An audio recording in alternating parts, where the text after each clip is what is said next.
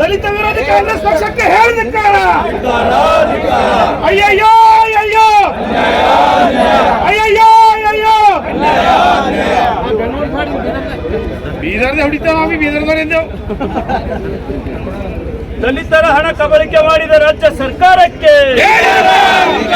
SC ST ಜನರಿಗೆ ಅನ್ಯಾಯ ಮಾಡಿದ ರಾಜ್ಯದ ಭ್ರಷ್ಟ ಮುಖ್ಯಮಂತ್ರಿಗೆ, ಎಸ್ಸಿ ಎಸ್ಟಿ ಜನರಿಗೆ ಅನ್ಯಾಯ ಮಾಡಿದ ರಾಜ್ಯದ ಮುಖ್ಯಮಂತ್ರಿಗೆ बोलो भारत माता की जय, बोलो भारत भगत सिंह चौक और कदा ಬೇಕು ಬೇಕು ಜೈ ಅದರಾಗೆ ಹೊಡಿಬೇಕು. ಗಾಡಿ ಎಲ್ಲ ಗಾಡಿ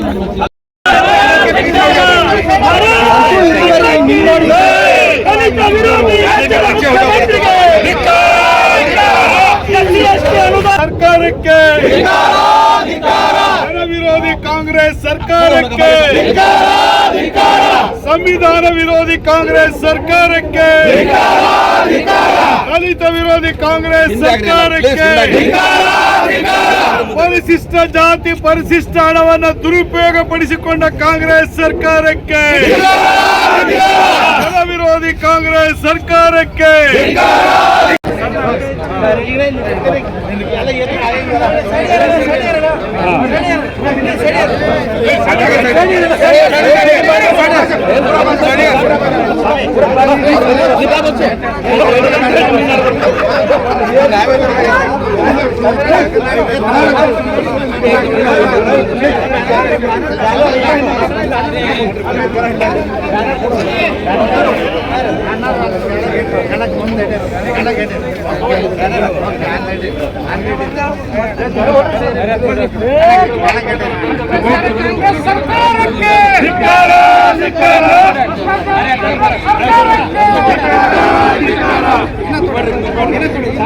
ಜನ ವಿರೋಧಿ ಕಾಂಗ್ರೆಸ್ ಸರ್ಕಾರಕ್ಕೆ,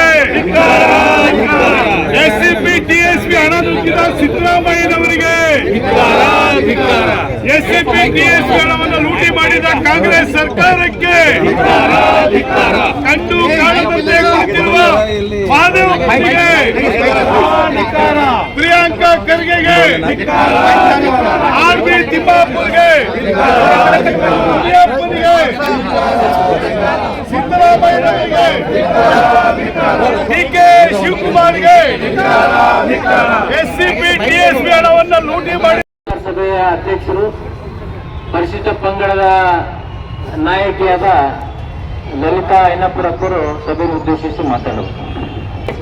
ಈ ಒಂದು ಸರ್ಕಾರದ ವಿರುದ್ಧ ಜನಾಂದೋಲನ ಕಾರ್ಯಕ್ರಮದಲ್ಲಿ ನಮ್ಮೆಲ್ಲರ ಹಿರಿಯರು, ಮಾಜಿ ಉಪಮುಖ್ಯಮಂತ್ರಿಗಳಾದ ಕಾಂಗ್ರೆಸ್ ಸರ್ ಅವರೇ, ಜಿಲ್ಲಾಧ್ಯಕ್ಷರೇ ಹಾಗೂ ಎಲ್ಲ ಪಕ್ಷದ ಮುಖಂಡರೇ, ಕಾರ್ಯಕರ್ತರೇ, ಈಗಾಗಲೇ ರಾಜ್ಯಾದ್ಯಂತ ನಮ್ಮ ಪಕ್ಷದ ಆದೇಶದ ಮೇರೆಗೆ ಎಸ್ಸಿಪಿ ಟಿಎಸ್ಪಿಯ ಕುರಿತು ಏನು ಹೋರಾಟ ನಡೀತಾ ಇದೆ, ಆ ಹೋರಾಟದಲ್ಲಿ ನಾಯಕರೇನಾದರ ಒಂದು ದಿನೇಶ್ ಗುಂಡೂರಾವ್ ಅವರು ಒಂದು ಮಾತನ್ನ ಹೇಳ್ತಾರೆ, ಗ್ಯಾರಂಟಿಗೆ ಎಸ್ಸಿಪಿ ಟಿಎಸ್ಪಿ ಹಣವನ್ನ ಬಳಕೆ ಮಾಡಿಕೊಂಡ್ರೆ ಏನಂತಕ್ಕಂಥದನ್ನ.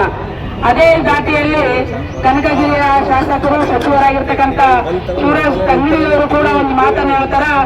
ಅವರು ಯಾಕಂದ್ರೆ ಅವರು ಒಂದು ನಮ್ಮ ಎಸ್ಟಿ ಸಮುದಾಯಕ್ಕೆ ಸಂಬಂಧಪಟ್ಟವರು, ಏನು ಸಮಾಜದ ಏಳಿಗೆ ಬಗ್ಗೆ ಚಿಂತನೆ ಮಾಡ್ತಕ್ಕಂಥವ್ರೇನೆ ಈ ರೀತಿ ಹೇಳಿಕೆ ಕೊಟ್ಟಾಗ ಸಮಾಜದ ಏಳಿಗೆ ಯಾವ ರೀತಿ ಆಗ್ತದೆ ಅಂತಕ್ಕಂಥದ್ದನ್ನ ನೋಡಿದ್ರೆ ಗೊತ್ತಾಗ್ತದೆ.